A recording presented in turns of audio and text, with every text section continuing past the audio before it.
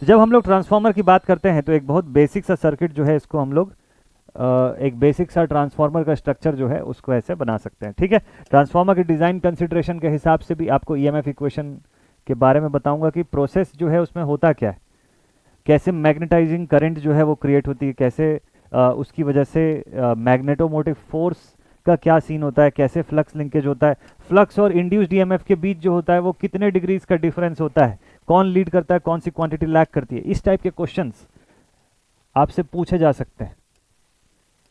तो हम लोग आज उन्हीं पॉइंट्स को डिस्कस करेंगे आज की क्लास में और प्रॉपरली ईएमएफ इक्वेशन को कंप्लीट करेंगे। ठीक है, तो लेट अस सपोज हमारे पास एक ऐसा ट्रांसफार्मर है, कोर टाइप ट्रांसफार्मर जो है उसकी डिजाइन आप यहां पर देख रहे हैं। अब यहां पर इस ट्रांसफार्मर के भीतर मैं कुछ सप्लाई करंट जो है वो प्रोवाइड कर रहा हूं, और सबसे पहले तो मैं हेडिंग डाल देता हूं ईएमएफ इक्वेशन का, ताकि टॉपिक अपने को पता रहे कि हम कौन सा टॉपिक पढ़ रहे हैं। This is EMF equation, EMF equation of a single phase transformer, of a single phase transformer, EMF equation of a single phase transformer। ठीक है, चलिए भाई लेट्स सी। तो सिंगल फेज का ट्रांसफार्मर है आपके पास ये, और इसका ईएमएफ इक्वेशन आपको बताना है। ईएमएफ जो कि इंड्यूस होकर आपको सेकेंडरी साइड पर मिलेगी, कुछ एक बेसिक अजम्पशंस हम लोग रखते हैं कि लेट अस सपोज कि ये जो ट्रांसफार्मर है इसका जो कोर है, इसकी जो रिलेटिव परमेबिलिटी है इसको हम लोग म्यू आर एज्यूम करके चलते हैं। जो ईएमएफ इसके अंदर इंड्यूस होगी सेकेंडरी साइड पर, प्राइमरी में इंड्यूस्ड ईएमएफ और सेकेंडरी इंड्यूस्ड ईएमएफ दोनों का जो फॉर्म है, यहाँ पर देखिए हम लोग कुछ सप्लाई पोटेंशियल देंगे, लेट इट बी V1, कुछ करंट प्रोवाइड करेंगे, कुछ यहाँ पर मैग्नेटाइजिंग करंट जो है वो आएगी आई mu.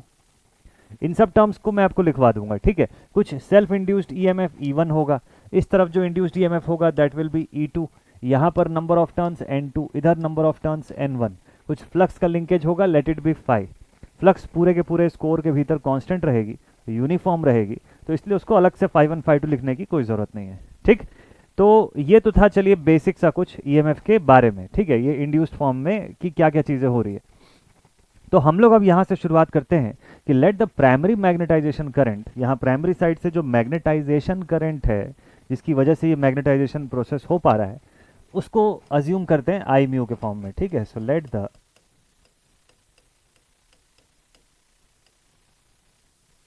The primary magnetization current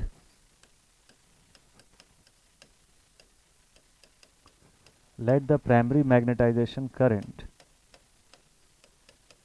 be I mu। अच्छा देखिए, एक काम करता हूं मैं, एक तो आपको बिल्कुल इजीएस्ट फॉर्म में पहले बताता हूं कि अगर सपोज कर लीजिए कि 2 मार्क्स में क्वेश्चन आ गया तो इस तरीके से मत बनाइएगा, और एक आसान तरीका आपको मैं अभी पहले लिखवा देता हूं, फिर आपको थोड़ा सा डिटेल्ड फॉर्म में बताऊंगा इस ईएमएफ इक्वेशन को। ठीक है, तो पहले एकदम इजीएस्ट फॉर्म में देखिए। तो इस पोर्शन को इतने को मैं अभी के लिए मिटा रहा हूं, ये आगे चल के आपको लिखवाऊंगा थोड़ा सा डिटेल्ड फॉर्म में। ठीक, अभी मैग्नेटाइजेशन करंट के फॉर्म में नहीं लिखते हैं, काम करते हैं अभी हम लोग क्या करेंगे, आपको इंड्यूस्ड ईएमएफ के फॉर्म में मैं बताता हूं। ठीक है, तो हम लोग लिखेंगे let the induced EMF, let the induced EMF be capital E. Capital E के फॉर्म में इंड्यूस्ड ईएमएफ को हम लोग शो कर रहे हैं। और by Faraday's law of electromagnetic induction, by Faraday's law of electromagnetic induction we know that EMF induce जो हम लोग बताते हैं किसके ऊपर डिपेंड करता है, E is equal to minus N D phi upon D T.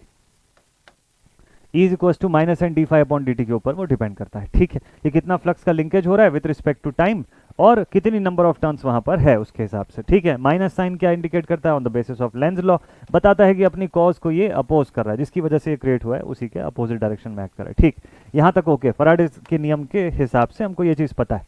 यहां पर जो फ्लक्स है टाइम वेरिंग नेचर की फ्लक्स है, it is a flux which has time varying nature, time varying property.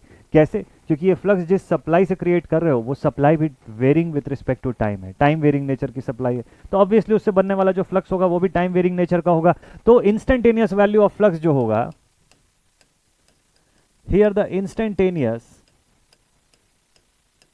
Magnitude of flux, instantaneous magnitude of flux जो इस core में develop होगा उसको हम लोग लिखेंगे phi is equal to phi M sine omega T. ठीक है, अब ये टाइम वेरिंग नेचर का फ्लक्स है, इसको पुट कर दीजिए यहां पर, इसको आप प्रीवियस इक्वेशन में पुट कर दीजिएगा, तो ये हो जाएगा now E is equal to minus N D by D T of phi M sine omega T, ऐसा लिख सकते हैं इसको। चलिए इसको डिफरेंशिएट कर दीजिए with respect to D T, so this will become E is equal to minus N omega phi M, है ना, ये देखिए साइन ओमेगा टी है, डी टी है, तो बाहर ओमेगा निकल करके आएगा और साइन ओमेगा टी है तो minus of cos omega T बन जाएगा यहाँ पर, माइनस और माइनस साइन हट गया यहाँ से, you will get E is equal to N omega phi M, और ये कॉस थीटा के फॉर्म में इसको साइन में कन्वर्ट कर लीजिए आप, this will become sine of 90 minus theta, sine of theta minus 90 degree, sine of theta यानी कि omega T minus of 90 degree, इस फॉर्म में लिख सकते हैं हम लोग इसको। तो अल्टीमेटली वी कैन से कि therefore E is equal to, देखिए ओमेगा है ना, ओमेगा की वैल्यू को क्या लिख सकते हो आप, ओमेगा की वैल्यू को आप लिख सकते हो 2 पाई एफ के बराबर है, ठीक, बता सकते हैं हम लोग। वैसे अगर मैं इसको स्टैंडर्ड इक्वेशन से कंपेयर करूं तो मुझे ये EM की तरह दिखता है और साइन ओमेगा टी, ठीक है, और यहाँ पर मुझे थीटा दिखाई देता है कि साइन ओमेगा टी से इतना डिग्री के लीड या लैग का जो कंडीशन है, माइनस साइन है तो मतलब लैग करता हुआ दिख रहा है, ठीक है। तो मैं ये बोल सकता हूँ कि यहाँ पर ना मैक्सिमम EMF जो है E मैक्स, उसकी वैल्यू है n ओमेगा फाई एम, ये वैल्यू है, और फाई की वैल्यू कितनी है यहाँ पे, फाई मतलब फाई नहीं लिखता हूँ, उसको थीटा लिख देता हूँ, नहीं तो कंफ्यूजन हो जाएगा। यहाँ पे मैं फ्लक्स की बात नहीं कर रहा हूँ, एंगल की बात कर रहा हूँ, तो थीटा की वैल्यू है माइनस 90 डिग्री, यानी लैग कर रहा है ये EM जो है, ये लैग कर रहा है 90 डिग्री से। किससे लैग कर रहा है, जिस फ्लक्स से ये क्रिएट हो रहा है, जिस फ्लक्स की वजह से EMF बन रहा है, उसी फ्लक्स से ये 90 डिग्री लैग कर रहा है। आगे चल के देखेंगे कि ये मैग्नेटाइजिंग करंट से भी 90 डिग्री लैग कर रहा है, ठीक है। खैर, तो इस एक्सप्रेशन को आप यहाँ पर पुट कर सकते हैं, EM लिख सकते हैं, बट मुझे उसकी जरूरत नहीं है, मुझे पूरा डिटेल्ड फॉर्म में सारा चीज जानना है कि फ्लक्स डेंसिटी या एरिया के रिस्पेक्ट में क्या रिलेशन है। सो आई कैन से कि omega is equal to 2 pi frequency, 2 pi into frequency, है ना, इसको रेडियंस के फॉर्म में हम लोग लिख सकते हैं, रेडियंस पर सेकेंड के फॉर्म में लिख सकते हैं, सॉरी। तो अब यहां से हम लोग लिखेंगे E is equal to N into 2 pi F into phi M, लिख सकते हैं ऐसा। ये क्या आ गया मेरे पास, दिस इज EM, तो इसको थोड़ा सा सुधार लीजिएगा, ये मैक्सिमम EMF का एक्सप्रेशन आया, this is the expression for maximum EMF। Omega की वैल्यू खाली इस इक्वेशन के अंदर पुट किया हूं मैं, कौन से इक्वेशन में, इस इक्वेशन के भीतर, ठीक है ना। अब यहां से आप इसको थोड़ा सा और सॉल्व कर दीजिए, वी कैन से कि now E R M S is equal to क्या हो जाएगा, तो ये हो जाएगा n into phi M into 2 pi F divided by under root 2, maximum EMF divided by root 2, लिख सकते हैं ना हम लोग इसको ऐसा। अगर इसको ऐसा लिख सकते हैं तो देखिए 2 पाई अपॉन रूट 2 से क्या आ जाता है, so we know that 2 pi upon under root 2 is equals to 4.444. So RMS value of this EMF is 4.44 into F into phi m into n. ये हमारे पास बेसिक एक्सप्रेशन आता है। ध्यान रखिएगा, अभी RMS वैल्यू बता रहा हूँ, अभी इंस्टेंटेनियस का ये एक्सप्रेशन से मुझे मतलब नहीं है, मुझे उससे खाली फेज एंगल देखना था जो मैं फेजर में यूज करूंगा। तो मुझे समझ में आ गया कि EMF जो है वो अपनी फ्लक्स से 90 डिग्री पीछे चल रहा है, ठीक। हालांकि इसकी जो RMS वैल्यू है वो इतनी निकल के आती है यहाँ से, ठीक। तो अब अगर मुझे सपोज कर लीजिए कि प्राइमरी साइड का इंड्यूस्ड EMF बताना है, E1 की वैल्यू बतानी है, तो n की जगह पे I will write N1। So for primary induced EMF यहाँ पर लिखते हैं, इधर पर लिखते हैं, so now for primary induced EMF,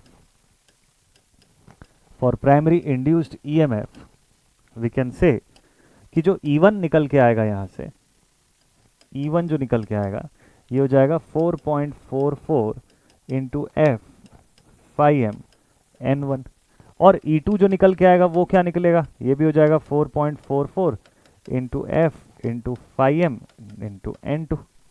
आगे चल के टर्न रेशियो वगैरह जब हम लोग देखेंगे तो उसमें इसका यूज भी करेंगे, ठीक। लेकिन अभी फिलहाल तो EMF के फॉर्म में आप ये दोनों का एक्सप्रेशन देख सकते हैं। इस एक्सप्रेशन को अगर आप ध्यान से देखें और इसके बेसिस पे फेजर बनाने जाएं तो ये फेजर कैसा बनेगा पता है? इसके बेसिस पे जब फेजर ड्रॉ करेंगे ना तो it will be like this. ये फेजर ऐसा बनेगा आपके पास। यहां पर आप शो करेंगे maximum flux, late us suppose 5m या 5 आप शो करते हैं, तो आपको इस लाइन पर दिखाई देगा E1, इसी जगह पे दिखाई देगा E2। ठीक है, और ये कंडीशन क्या रहेगी? ये 90 डिग्री लैग करती हुई कंडीशन रहेगी। तो इसी सिचुएशन को देख के आप बहुत आसानी से बता सकते हो कि दिस शोज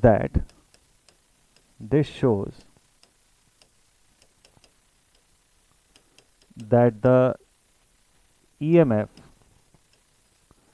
ऑफ प्राइमरी, है ना, इंड्यूस्ड EMF प्राइमरी और E2 that is secondary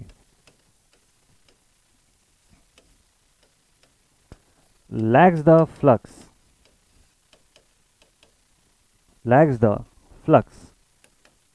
by 90 degree. जिस फ्लक्स की लिंकेज की आप बात कर रहे हो उस फ्लक्स से ये लोग 90 डिग्री पीछे चलते हैं। एट द सेम टाइम ये लोग अपनी जो मैग्नेटाइजिंग करंट है उससे भी 90 डिग्री चलते हैं। क्यों?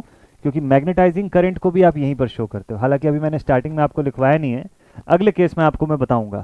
ठीक है, तो अभी के लिए मैं इसको मिटा देता हूँ, यहाँ नहीं शो करता हूँ। ठीक, तो इससे हमको ये समझ में आता है कि E1 और E2 एक दूसरे के रिस्पेक्ट में कितने डिग्री के डिफरेंस पे हैं? तो कोई डिफरेंस नहीं है sir, both are on the same phase. Also यहाँ पे लिख लेते हैं हम लोग, also E1 and E2 are in same phase. E1 and E2 are in same phase. This was the EMF equation of a transformer. Transformer के case में EMF का इक्वेशन जो है वो आप इस फैक्टर के ऊपर डिपेंड करके शो कर सकते हैं। यहाँ पे EMF की RMS वैल्यू जो है वो आपको 4.44 F/m into n के रिस्पेक्ट में दिखेगी। आगे चल के हम लोग देखेंगे कि ये फाई का या F का या n का कैसा रिलेशन हम लोग कैलकुलेट कर सकते हैं, ताकि हम लोग मैग्नेटोमोटिव फोर्स और मैग्नेटाइजिंग करंट जैसे जो फैक्टर्स हैं उनको भी एड्रेस कर सकें यहाँ पर। क्लियर? तो यहाँ तक आप समझ गए, इसका EMF इक्वेशन इसी के साथ कंप्लीट होता है। लेकिन मैंने आपको बोला था मैं इसका डिटेल्ड फॉर्म में आपको मस्त तरीके से और समझाऊंगा। ठीक है, ये एक तरीका है इसको बताने का। सपोज कर लीजिए 2 से 4 नंबर में अगर क्वेश्चन पूछता है, आप इस तरीके से बता दीजिएगा, इतना सफिशिएंट रहेगा। ठीक है, एग्जामिनेशन के पॉइंट ऑफ व्यू से। ज़्यादा मार्क्स में पूछेगा और कैसे बताएंगे। यही EMF इक्वेशन को थोड़ा सा और डेप्थ में समझना है आगे चल के, क्योंकि आपको टर्न रेशियो, ट्रांसफॉर्मेशन रेशियो वगैरह भी क्लियर करना होगा, है ना। आपको जो V/F ratio, voltage to frequency ratio को जो कांस्टेंट रखते हैं वो वाला फैक्टर देखना है। तो आप थोड़ा सा इस डिटेल्ड फॉर्म में आ जाइए। EMF equation of transformer. ये वर्जन जो मैं बताने जा रहा हूं, this is the detailed form. This is the detailed form. आराम से देखिएगा, पूरे टर्म्स आपको क्लियर है, बस यहां पर देख देख के इसको समझते जाइए कि एक्सप्रेशन बन कैसा रहा है। So now we are going to discuss the detailed form of EMF equation. Actual में किस तरीके से आता है EMF का इक्वेशन, वो तो चलो ठीक है, बहुत ही सिंपल सा एक तरीका था, बहुत बेसिक टाइप का एक तरीका था, जिससे कि हम लोग EMF का डेफिनेशन जो है उसको समझ रहे थे। ठीक है, अब चलिए ऐसा डिटेल फॉर्म देखते हैं कि क्या होता है। तो अगेन सिचुएशन में सेम यहाँ पर अज्यूम करता हूँ, फिर से वैसे ही एक ट्रांसफार्मर ड्रॉ कर लेते हैं हम लोग।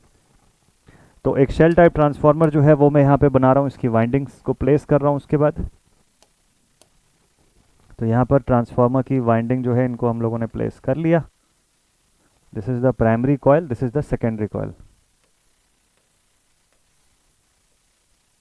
Like this. ठीक है, ये हो गया।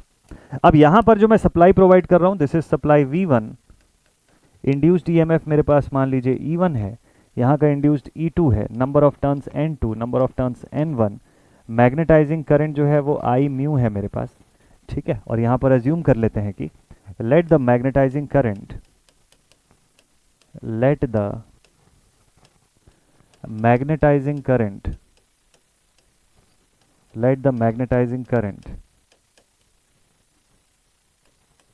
in primary side, in the primary side be equal to I mu. I mu के फॉर्म में प्राइमरी साइड की मैग्नेटाइजिंग करंट को हम लोग एक्सप्रेस करते हैं यहाँ पर। ठीक है, अब ये जो मैग्नेटाइजिंग करंट है यही रिस्पॉन्सिबल है मैग्नेटोमोटिव फोर्स क्रिएट करने के लिए। जब हमने यहाँ से सप्लाई दी तो जो मैग्नेटाइजिंग करंट यहाँ पे आई इस नंबर ऑफ टर्न्स के भीतर, उसकी वजह से कुछ एमएमएफ क्रिएट होगा, मैग्नेटोमोटिव फोर्स। ठीक है, तो ये जो फोर्स क्रिएट होगा यही आगे चल के फ्लक्स को धक्का देगा कि भाई तुम सर्किट में आगे की तरफ जाओ। पूरा एकदम स्टेप बाय स्टेप प्रोसेस है, समझिएगा। तो since we know that the magnetomotive force MMF is directly proportional to I mu, directly proportional to I mu. और फॉर्मूला इसका क्या बनता है, प्रोपोर्शनैलिटी कांस्टेंट के फॉर्म में आप यूज कर सकते हैं, MMF is equals to phi into S, एक ये फॉर्मूला। बट क्या हम यहाँ पे इस फॉर्मूले की बात कर रहे हैं क्या, नहीं, हम यहाँ पे जिस फॉर्मूले की बात कर रहे हैं वो है एन आई, एन को एज अ कांस्टेंट मैं यूज कर रहा हूँ। ठीक है, तो एन इंटू आई म्यू लिखा जा सकता है इसको, कि मैग्नेटोमोटिव फोर्स जो है वो एन इंटू आई म्यू के हिसाब से वेरी कर रहा है भाई, कि कितनी करंट में वेरिएशन है या कितने नंबर ऑफ टर्न्स में हम लोग चेंजेस कर रहे हैं, उस हिसाब से इसमें वेरिएशन हो रहा है। ठीक है, आई म्यू जो है इसको कैसे लिख सकते हैं हम लोग, आई म्यू जो है इसको क्या लिख सकते हैं हम लोग, और अगर मैं इसी को इंस्टेंटेनियस फॉर्म में रिप्रेजेंट करता हूं, इंस्टेंटेनियस फॉर्म में मेरे पास आई म्यू की वैल्यू हो जाएगी आई एम साइन ओमेगा टी। इसकी वैल्यू कितनी हो जाएगी, it will become I M sine omega T. Put कर देते हैं यहाँ पे, तो मेरे पास हो जाएगा M M F is equal to N into I M sine omega T. ये लिख सकते हैं हम लोग किसका, मैग्नेटोमोटिव फोर्स का एक्सप्रेशन। ठीक है, तो एम एफ की वैल्यू जो है वो आई के प्रोपोर्शनल हो गई, और इसको हम लोग N into I M sine omega T लिख सकते हैं। ठीक, एम एफ जो होता है मैग्नेटोमोटिव फोर्स, अब ये तो चलो इलेक्ट्रिकल फॉर्म हो गया कि इलेक्ट्रिकली मैग्नेटोमोटिव फोर्स इस इलेक्ट्रिकल पैरामीटर पे डिपेंड करता है। अब मैग्नेटिक फॉर्म में आगे क्या क्या चीज़ों में चेंज दिख रहा है, या मैग्नेटिक फॉर्म में एम एफ क्या बताता है, तो मैग्नेटिक फॉर्म में हम लोग लिखते हैं कि मैग्नेटोमोटिव फोर्स का एक्सप्रेशन होता है फाई इंटू एस के फॉर्म में। ठीक है, फाई इंटू एस के फॉर्म में। चाहो तो आप इसको दो स्टेप में बता सकते हो, आप ये लिख सकते हो कि मैग्नेटोमोटिव फोर्स जो है it is proportional to the phi, कि कितना फ्लक्स जो है वो वहां पर लिंक हो रहा है, कितना फ्लक्स जो है वो बन रहा है। या फिर आप लिख सकते हो कि magnetomotive force is equal to phi into S, proportionality constant के तौर पे एस यूज कर रहे हैं, जैसे रेजिस्टेंस को हम लोग शो करते हैं v is equal to I into R के एक्सप्रेशन में, बस बिल्कुल वैसे ही यहाँ पर हो रहा है। सो वी कैन से कि phi is equal to the magnetomotive force divided by S. Phi जो होगा ना, जो फ्लक्स होगा यहाँ पर, उसको हम लोग किस तरीके से शो कर सकते हैं कि भाई फ्लक्स जो है वो magnetomotive force divided by S के फॉर्म में एक्सप्रेस है। ठीक है, तो जब हम करंट फ्लो करवा रहे हैं तो मैग्नेटोमोटिव फोर्स इंड्यूस हो रहा है, मैग्नेटोमोटिव फोर्स क्रिएट हो रहा है, सॉरी, तो मैग्नेटोमोटिव फोर्स जो क्रिएट हो रहा है उसकी वजह से फ्लक्स जो है वो लिंक करना शुरू कर रही है प्राइमरी से एंड देन फर्दर सेकेंडरी से। ये होना सबसे पहले शुरू हो गया। ठीक है, फ्लक्स लाइन जो है वो प्राइमरी और फिर सेकेंडरी से पास हो रही है, और फिर उस हिसाब से ईएमएफ का इंडक्शन हो रहा है। ठीक है, तो phi is equal to M F upon S जो है हम लोग लिख लिए। तो अब एम एम एफ की जगह पे क्या लिख सकते हैं, एम एफ का एक्सप्रेशन मैंने आपको बताया ना कि it is N into I M into sine omega T. चलिए लिखते हैं, so phi is equal to N into I M sine omega T divided by S, N into I M sine omega T divided by S लिखा जा सकता है ऐसा। ठीक, और साइन ओमेगा टी जो है हमारा फ्लक्चुएटिंग कंपोनेंट है, इसको अगर मैं थोड़ी देर के लिए साइड कर दूं तो N I M upon S also N into maximum current with respect to reluctance will be equal to maximum flux. Current अगर मैक्सिमम जा रही है तो ऑब्वियसली अगर करंट मैक्सिमम जा रही है तो जो फ्लक्स उससे मिलेगा आपको वो भी मैक्सिमम रहेगा, वो भी पीक पर रहेगा। ठीक है, और फाई की मैग्नीट्यूड आपको पता है कि क्या है, phi is equal to instantaneous flux है ना, phi M sine omega T. Instantaneous होने की वजह से, क्योंकि इंस्टेंटेनियस सप्लाई से बन रहा है, पिछले केस में भी मैंने आपको दिखाया था, इसको phi M sine omega T के फॉर्म में लिख सकते हो आप। ठीक है, इसको फाई एम साइन ओमेगा के टी के फॉर्म में लिख सकते हो। तो फाई एम की जगह पे आप N I M upon S जो है वो लिख सकते हो क्या, साइनोसॉइडल नेचर का फ्लक्स सेटअप होगा ना मैग्नेटोमोटिव फोर्स की वजह से, तो उसी का एक्सप्रेशन यहाँ पर है। ये मैग्नेटिक फील्ड का फ्लक्स है, this is the expression for magnetic field flux. ठीक, तो ये ही फ्लक्स शुरुआत में प्राइमरी वाइंडिंग से लिंक होगा और आगे चल के सेकेंडरी कॉइल से लिंक होने वाला है। ठीक है, चलिए भाई अब वापस ऊपर चलते हैं और देखते हैं और क्या क्या लिखना है। So here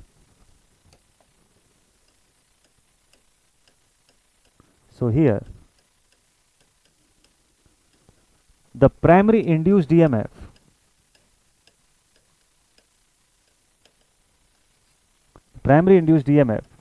is given as,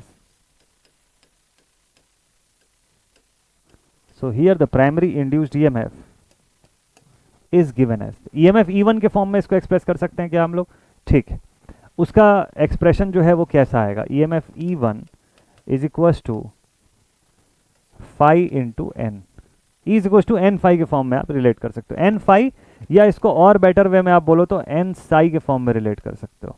Sai जो है वो यहाँ पे फ्लक्स लिंकेज को रिप्रेजेंट कर रहा है। ठीक है, तो EMF E1 जो होगा वो एन साई या एन फाई के रिस्पेक्ट में वेरी करेगा, ये हम लोग जानते हैं। ठीक है, कि जितना आप फ्लक्स लिंकेज को बढ़ाओगे EMF, आखिर आप N D phi by D T जो लिखते हो वो इसी के लिए तो लिखते हो ना, तो इसको चलो लिख लेते हैं। तो एन साई, यहाँ पे साई का एक्सप्रेशन आप लिखोगे माइनस एन, साई का एक्सप्रेशन रहेगा D phi by D T. So therefore we can say कि EMF induced E1 is equals to n d phi by dt। अच्छा, n लिखेंगे कि माइनस n लिखेंगे ये बताइएगा यहाँ पे इस पॉइंट पर। क्या इसको n लिखना ठीक है क्या कि माइनस n लिखना चाहिए? तो सिंपल सा तरीका है सर, लेंथ लॉ का बेसिस है जिसके बेसिस पे आप EMF बता रहे हो, माइनस साइन जरूर से लगा दीजिएगा। ठीक, सो वी कैन से कि E1 is equals to minus n d by D T of phi M sine omega T. यहां से सिनारियो वही है जो पिछले पेज में आप देख रहे थे। तो dt के रिस्पेक्ट में आपको साइन ओमेगा टी को वो करना है, डिफरेंशिएट करना है। ठीक है, so this will become E1 is equals to, अब एग्जैक्टली अब ज़्यादा इसको लेंदी बनाने का मतलब नहीं है, फटाफट से आपको मैं सीधे मेन वैल्यू पर ले आता हूँ। तो ये हो जाएगा n omega phi M, cos के फॉर्म में चेंज हो जाएगा, पहले कॉस ओमेगा टी के फॉर्म में आएगा, फिर उसको आप साइन में चेंज करिएगा तो ये एक्सप्रेशन हो जाएगा sine omega T minus 90 degree, ऐसा एक्सप्रेशन आपको मिलेगा। N omega phi M sine omega T minus 90 degree का एक्सप्रेशन, ये आपको मिलेगा induced EMF of the primary side. इस तरीके से हो जाएगा। यहां की भी सिचुएशन वही बताती है जो पिछले पेज की सिचुएशन बताती है। क्या चीज? कि प्राइमरी इंड्यूस्ड ईएमएफ जो है वो अपनी मैग्नेटाइजिंग करंट से 90 डिग्री पीछे चल रहा है। क्यों? मैग्नेटाइजिंग करंट का एक्सप्रेशन कहां पे देखे थे आप? ये देखिए, यहां कहीं पे मैग्नेटाइजिंग करंट मैंने आपको बताया था ना, देखिए आई म्यू का एक्सप्रेशन मैंने आपको लिखवाया था, that is given as I M sine omega T, और इसके रिस्पेक्ट में जो ईएमएफ इंड्यूस होकर के आई है ये है sign omega T minus 90 degree पर। इस पूरे को आप बोल सकते हो कि ये ई मैक्स है, this is maximum EMF N omega phi M. So E R M S कितना हो जाएगा? This is N into 2 pi F into phi M divided by under root 2। Omega की जगह पे 2 पाई एफ लिख दिया मैंने, और चूंकि आर एम एस चाहिए था इसलिए E M divided by root 2, तो 2 पाई अपॉन रूट 2 से फिर से वही आएगा 4.444। और यहाँ पे दूसरा हमको फाई की वैल्यू कितनी मिल गई? फाई नहीं लिखते हैं, थीटा लिख देते हैं इसको। चलो, थीटा की वैल्यू कितनी मिल गई? 90 डिग्री लैगिंग, माइनस 90 मतलब 90 डिग्री पीछे चलता हुआ दिख रहा है। कौन? ईएमएफ। किससे? मैग्नेटाइजिंग करंट से या फिर फाई से, phi M sine omega T था ना वो भी, इसके हिसाब से।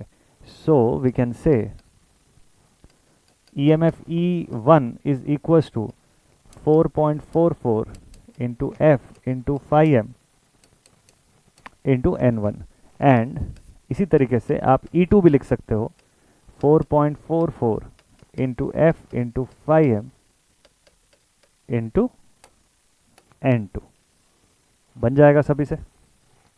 EMF इक्वेशन आपका इस पॉइंट पर कंप्लीट हो जाता है। आप इसके बाद चाहें तो आप फेजर डायग्राम ड्रॉ करके फिर से वही सेम फेजर डायग्राम जो मैंने पिछले पेज में आपको शो किया था उसको यहाँ पे शो कर सकते हैं। इस बार एक और चीज़ करिएगा कि इस बार आई म्यू को भी शो कर दीजिएगा आप उसके अंदर, ठीक है? ये एक और बढ़िया सा पार्ट रहेगा। पिछली बार हम लोगों ने खाली फ्लक्स के फॉर्म में शो किया था, इस बार आप आई म्यू ड्रॉ कर सकते हो। आगे चल के इसी मैग्नेटाइजिंग करंट को आपको शो करना रहेगा और डिटेल्ड फेजर के भीतर, ठीक? तो self induced EMF in the primary side, this is mutually induced EMF, ठीक है? ये जो है होगा आपका this is the mutually induced EMF in the secondary side, ठीक। Self induced EMF in the primary side. और ये क्या चीज है? This is the mutually induced EMF in secondary side. तो सेकेंडरी साइड पर जो ईएमएफ इंड्यूस हो रहा है ना, वो डिपेंड करता है किसके ऊपर? नंबर ऑफ टर्न्स के ऊपर। मैक्सिमम फ्लक्स का लिंकेज तो है ही, चलो आरएमएस फॉर्म में अगर आप रिप्रेजेंट करते हो तो मैक्सिमम फ्लक्स लिंकेज की बात तो कर ही रहा है। सप्लाई फ्रीक्वेंसी पर निर्भर करता है और नंबर ऑफ टर्न्स कितना आपने सेकेंडरी साइड पर रखा है उस पर डिपेंड करता है। इसीलिए आगे चल के जब आप टर्न रेशियो की बात करते हो तो वहां इसी फैक्टर को हाईलाइट करते हैं हम लोग कि टर्न्स के बेसिस पे ईएमएफ पे कितने का असर पड़ता है, क्या असर पड़ता है इसके ऊपर मेजरली, है ना। तो ये सारी चीजें जो है हम लोग इस हिसाब से देखते हैं। अब इस एक्सप्रेशन को थोड़ा सा अगर और इलेबोरेट कर लो ताकि आपको V/F का रेशियो भी मिल जाए, तो उसके लिए आपका डेरिवेशन तो चाहो तो यहीं पर खत्म हो सकता है आपका। अब डेरिवेशन के बारे में अगर आप सोच रहे हो तो वो डेरिवेशन तो आपका यहाँ पर कंप्लीट हो जाता है। आप फेजर डायग्राम फिर से चाहें तो बना सकते हैं। यहाँ पर आप ईएमएफ जो है इंड्यूस्ड ईएमएफ उसको शो कर सकते हैं। यहाँ पे आप फिर से लिखेंगे कि जो E1 है that is equals to E2 और इससे लीड करता हुआ बाय 90 डिग्री क्या चीज़ है? यहाँ पर आपके पास फ्लक्स है या आई म्यू की वैल्यू है। ये दोनों एक फेज में आपको दिखाई देते हैं। तो इससे दो बातें क्लियर होती है और एक नया चीज़ क्लियर होता है। क्या चीज़? कि आई म्यू और फ्लक्स जो है, आई म्यू यानी magnetizing current and phi are in same phase, are in same phase, एक ही फेज में दोनों की दोनों क्वांटिटीज है। दूसरा कि E1 E2 जो है वो आई म्यू और फाई दोनों से लैग करता है। ईएमएफ E1 एंड E2 सबसे पहले तो are in same phase, are in phase, ठीक है। ये देखिए ये दो बातें हो गई। अब तीसरी बात बताता हूं आपको, और तीसरी चीज ये है कि E1 and E2 lags from E1 and E2 lags from I mu and phi by 90 degree. 90 degree पीछे चल रहे हैं ये लोग आई म्यू और फाई से, ठीक है। तो ये इतनी बात जो है ये बड़ी इंपॉर्टेंट है और यहां तक का पोर्शन एटलीस्ट आपको बढ़िया तरीके से क्लियर हो जाना। तो अब इसके आगे देखते हैं हम लोग कि अब इसके आगे आपको क्या एक्सप्रेशन जानना चाहिए। तो E1 E2 तक का एक्सप्रेशन अपन ने समझ लिया क्या? चलिए ठीक है ठीक है ठीक है, बेस्ट। इसको नोट करते जा रहे हैं ना आप लोग? आई होप इसको एकदम मस्त तरीके से आप लोग लिख रहे होंगे।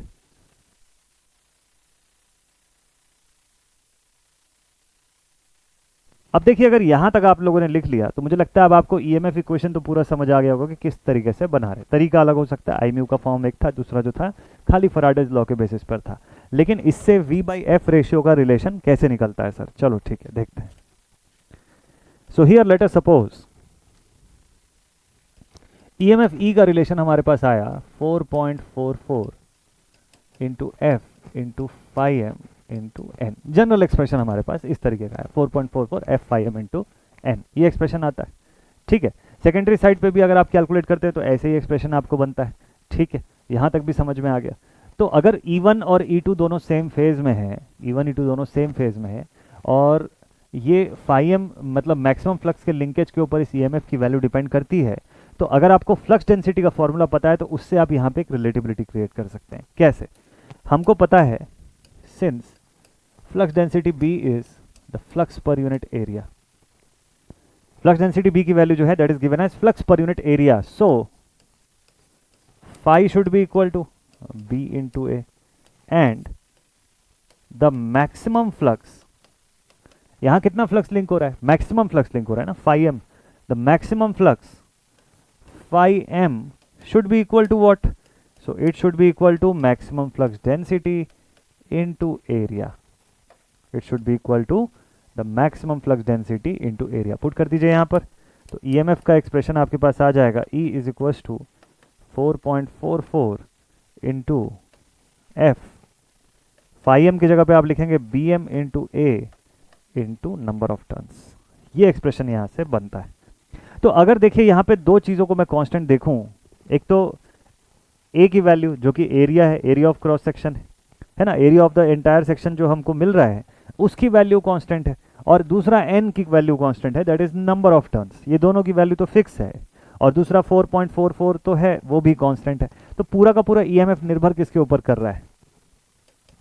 Since 4.44 a and n are constant, इतना अगर कांस्टेंट है ही तो आप बोल सकते हो ना कि ईएमएफ जो है it is directly proportional to F into maximum flux density. EMF की प्रोपोर्शनैलिटी सीधे सीधे दिखती है कि मैक्सिमम फ्लक्स डेंसिटी से है और सप्लाई फ्रीक्वेंसी से है। ठीक, तो अगर इस प्रोपोर्शनैलिटी कांस्टेंट का मैं थोड़ा सा यूज कर लूं, इस प्रोपोर्शनैलिटी का कांस्टेंट थोड़ा सा मैं यूज कर लूं, तो इसको क्या लिख सकता हूं? चलिए इसको क्या लिख सकते हैं, तो इसको लिखेंगे, और देखिए अगर मुझे मैक्सिमम फ्लक्स डेंसिटी बताना है तो I can write E by F का फॉर्म, तो आई कैन से कि maximum flux density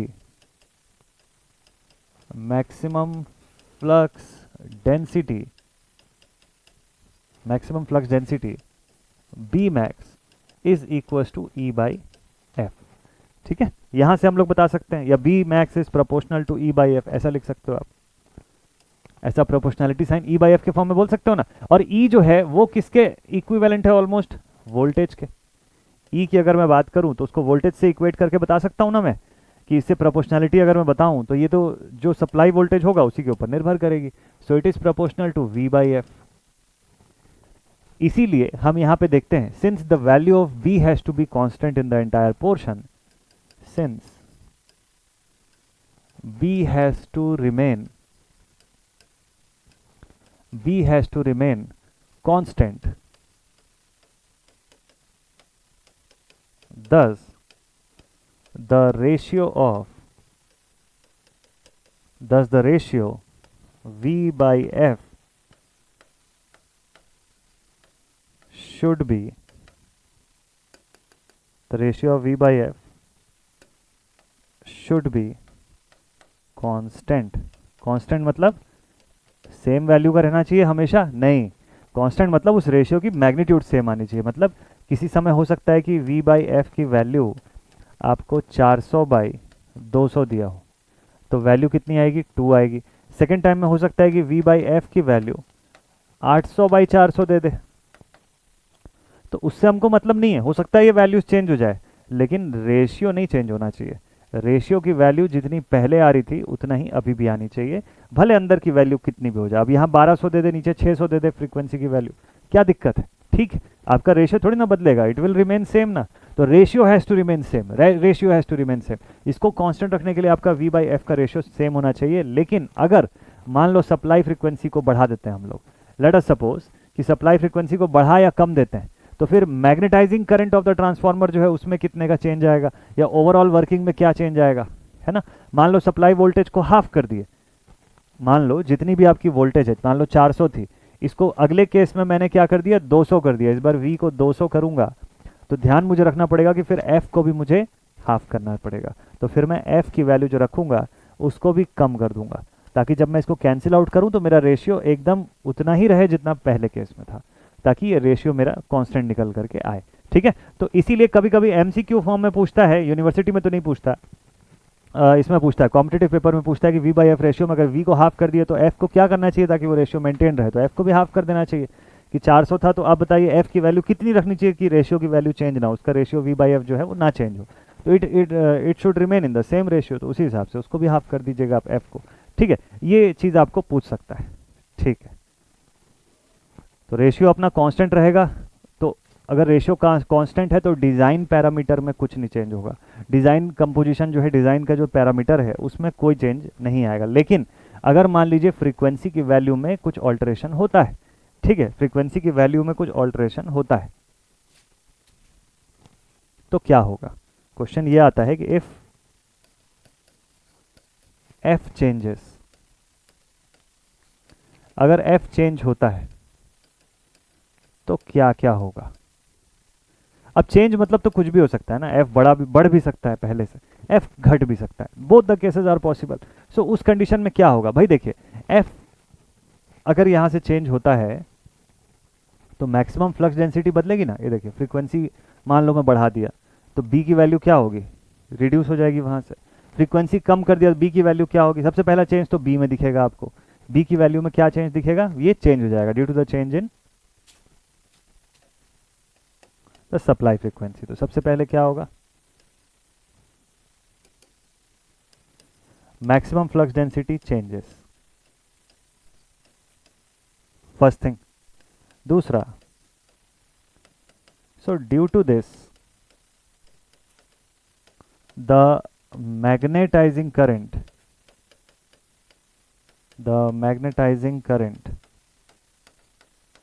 also change। तो मैंने क्या क्या किया, मैंने फ्रीक्वेंसी को चेंज किया। फ्रीक्वेंसी अगर चेंज हुआ तो फ्लक्स डेंसिटी की वैल्यू चेंज हुई। फ्लक्स डेंसिटी अगर चेंज हुआ तो मुझे मैग्नेटाइजिंग करंट में भी चेंज दिखना शुरू हो गया, ठीक है। और मैग्नेटाइजिंग करंट अगर चेंज हो गया, मतलब सपोज कर लो कि अगर एफ की वैल्यू घट गई तो मैग्नेटाइजिंग करंट का क्या होगा, बीएम का क्या होगा, वो तो बढ़ेगा। बीएम अगर बढ़ रहा है तो इसका मतलब मैग्नेटाइजिंग करंट जो है वो भी प्रोपोर्शनल में चल रहा है, ठीक है, तो वो भी बढ़ना शुरू हो गया। तो अगर सपोज कर लीजिए कि मैग्नेटाइजिंग करंट बहुत ज़्यादा वैल्यू तक बढ़ता है तो सर्किट एक ट्रबल के स्टेट में जाएगा। कौन सा ट्रबल का स्टेट, मैग्नेटिक कोर अगर है तो एक ही ट्रबल का स्टेट होता है, saturation.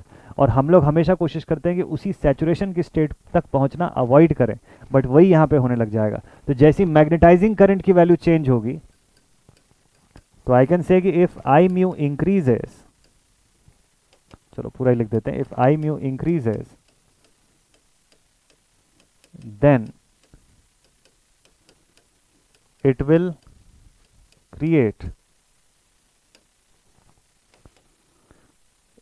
create more possibility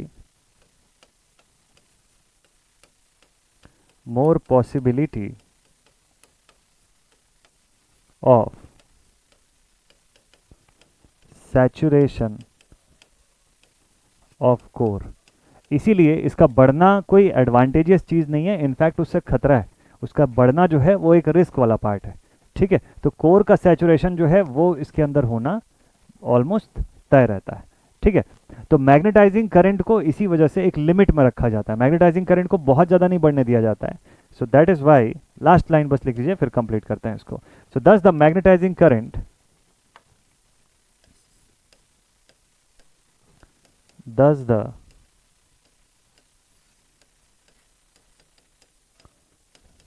Thus the magnetizing current is maintained.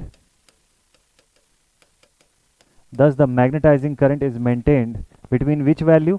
Between 4 to 5% of its full load current। उसके full load current का 4 से 5% is maintained between 4 to 5% of full load current. Short में लिख रहा हूं मैं, आप इसको समझ जाएंगे, ठीक है। तो ये कारण होता है, कभी कभी पूछा जाता है, नॉर्मली यूनिवर्सिटी में तो नहीं पूछते हैं, लेकिन कभी एईजे के पेपर में पूछ लेता है कि भाई मैग्नेटाइजिंग करंट को कितना प्रतिशत रखना चाहिए उसके फुल लोड करंट के। तो इसका आंसर आप ऐसे बता देंगे, मान लीजिए इस डेटा को याद भी कर लिए, तो इसके पीछे का कंसेप्ट कहाँ से निकलेगा, कंसेप्ट तो समझना जरूरी है ना। और ये कंसेप्ट इतने रिलेटिविलिटी से होते हुए पहुंचता है कि भाई flux density, maximum flux density change हो रही है, इसकी वजह से आपका आई म्यू चेंज हो रहा है। आई म्यू चेंज हो रहा है तो कोर जो है वो सैचुरेशन की तरफ ड्राइव होता चला जाएगा, सैचुरेशन के करीब पहुंचेगा, जो कि डेंजर की स्टेट है उसके लिए, क्योंकि उसके आगे फिर आप जितना भी आप फील्ड बढ़ाते जाइए, मैग्नेटाइजिंग फोर्स लगाते जाइए, फ्लक्स डेंसिटी में अब कोई चेंज नहीं आएगा। तो उस सिचुएशन की हम लोग बात कर रहे हैं यहाँ पे। तो there is more possibility of the saturation of the core, इसीलिए मैग्नेटाइजिंग करंट को हमेशा उसकी फुल लोड करंट से 4 से 5% के अंदर रखा जाता है, ठीक है। 4 to 5% of the full load current जो है उसी रेंज पर रखा जाता है, ठीक है। तो ये तो था ट्रांसफॉर्मर के बारे में, इसका ईएमएफ इक्वेशन। अभी आपको मैं इस वीडियो पर टर्न रेशियो, ट्रांसफॉर्मेशन रेशियो तक नहीं पहुंचा रहा हूँ, लेकिन अगली ही क्लास में हम लोग टर्न रेशियो, ट्रांसफॉर्मेशन रेशियो के बारे में बात करेंगे। और बहुत जल्दी अब हम लोग न्यूमेरिकल पार्ट पे पहुंच रहे हैं, तो आपको मजा आएगा और क्वेश्चंस बनाने में, ठीक है। ये एकदम मस्त डिटेल्ड फॉर्म में आपको पूरा ईएमएफ इक्वेशन मैंने आपको बताया। जो बच्चे फर्स्ट टाइम पढ़ रहे थे उनके लिए ये सेकंड वाला एक्सप्लेनेशन पूरा डिटेल्ड फॉर्म में था। जो बच्चे पहले से पढ़ चुके हैं, जो रिवीजन मोड पर हैं, वो फर्स्ट वाला डेरिवेशन चाहे तो फॉलो कर सकते हैं। शॉर्ट एंड सिंपल फॉर्म में कंप्लीट डेरिवेशन है। जब डिटेल्ड फॉर्म में आपको पूछेगा एग्जामिनेशन में 7 मार्क्स, 8 मार्क्स, 14 मार्क्स टाइप का, तो आप इस टाइप का डेरिवेशन जो है वो बता करके आइएगा एकदम प्रॉपर फुल डिटेल के साथ, ठीक है। तो आज का ये वीडियो जो था ये ईएमएफ इक्वेशन पर डील करने वाला था। ईएमएफ इक्वेशन इसी के साथ होता है कंप्लीट। अब अगली क्लास में हम लोग मिलेंगे और टर्न रेशियो, ट्रांसफॉर्मेशन रेशियो जो है उसको पढ़ेंगे मस्त तरीके से डिटेल फॉर्म में। मिलते हैं आप सबसे नेक्स्ट वीडियो में। Till then take care all my dear students, और मस्त तरीके से पढ़ाई करते रहिए। जय हिंद।